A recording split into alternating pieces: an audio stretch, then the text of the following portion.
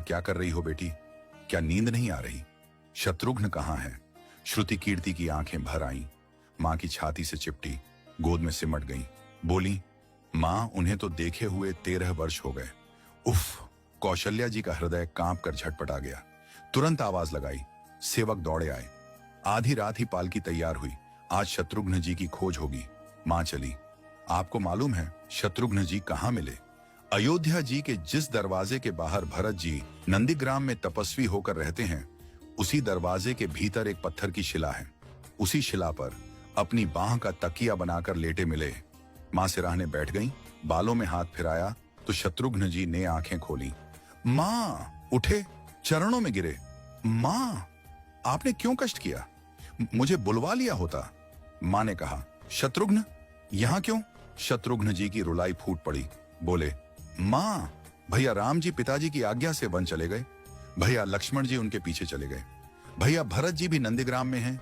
क्या ये महल, ये रथ, ये राजसी वस्त्र विधाता ने मेरे ही लिए बनाए हैं? माता कौशल्या जी निरुत्तर रह गई।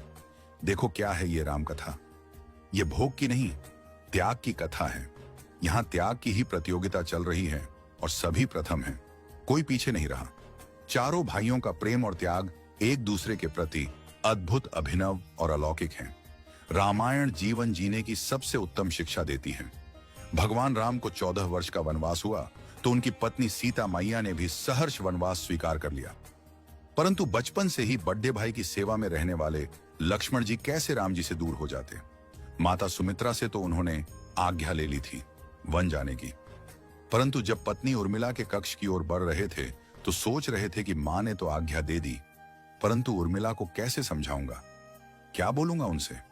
यही सोच विचार करके लक्ष्मण जी जैसे ही अपने कक्ष में पहुंचे तो देखा कि उर्मिला जी आरती का थाल लेके खड़ी थी और बोली, आप मेरी चिंता छोड़ प्रभु, श्री राम की सेवा में वन को जाओ। मैं आपको नहीं रोकूंगी। मेरे कारण आपकी सेवा में कोई बाधा ना आए, इसलिए साथ जाने की जिद भी नहीं करूंगी।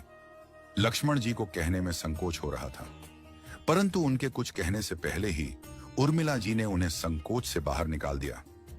वास्तव में यही पत्नी का धर्म है। पति संकोच में पड़े उससे पहले ही पत्नी